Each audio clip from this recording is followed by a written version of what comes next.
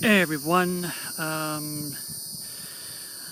I'm in Florida here, and but we're gonna be talking, and so this is right now in Florida, the Prairie State Forest, yeah, and this is like a different park here. The difference between that and the parks we have up in New England here is, see, the Florida has the MidState, no, the Florida has the Florida trails, and while we have the different trails. Well, we have the MidState Trail up in New England here. And you can see the trail systems that we have here is the Florida State Trail is marked by these green markers. There's usually one of these, and the trail continues on here, and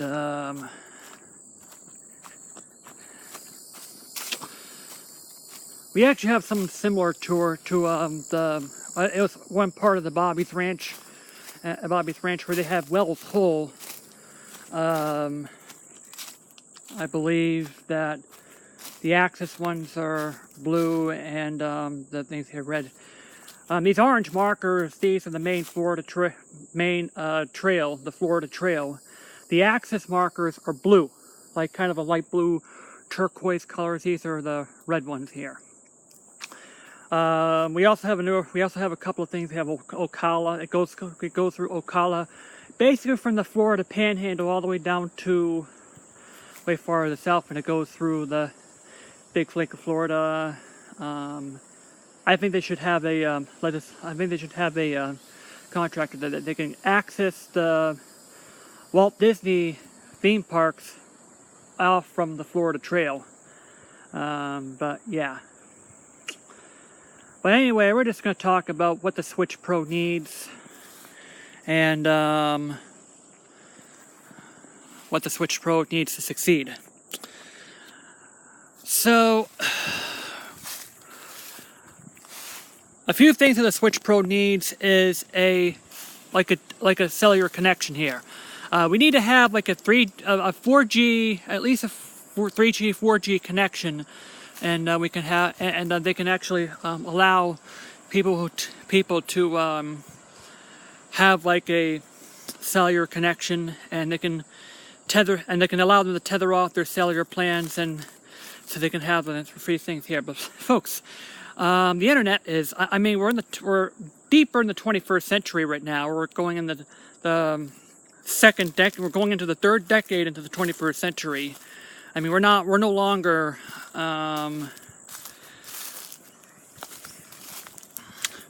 we're no longer like in the beginnings of the 21st century, but right now we're kind of in the early middle of it here, the 2020s now.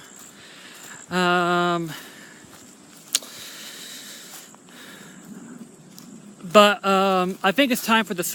Even the Vita had 3G, which was kind of a point. But what made it fail is because of had AT&T's horrible slow service.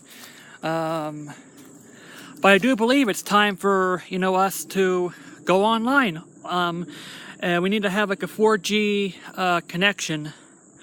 Allow us to plug a SIM card in, and it can allow it to play online anytime, anywhere. Still have an offline mode here, so especially since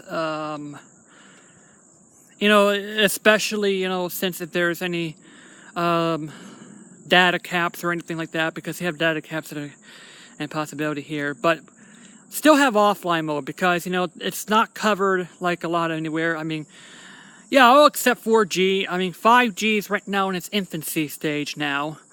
But yeah, we need to be online here. But it needs to be 4K. It needs to have 4K output docked, 1080p portable mode. And yeah, we got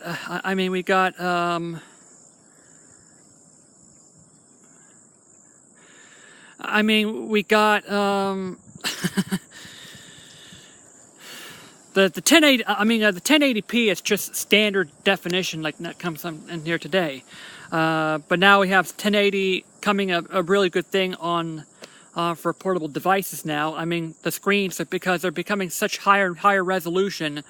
4K is now becoming standard. It's starting to becoming a standardized. I mean, so yeah, they can. Yeah, I mean, it's time for everything to be from 4K right now. It needs a better battery. All right, like 5 to 7 hours would be reasonable. Start doing a voltage regulation system inside the things, because I mean, we've all known the problems with dockings, with those Nyko docks or even third-party docks bricking the systems. And yeah, I mean, Nyko and stuff should be at fault at this one. Well, at the same time, Nintendo, I don't know. I think Nintendo's all sort of at fault in this one, because it didn't put the switch to standards at that time. I think USB-C is still kind of a young thing here.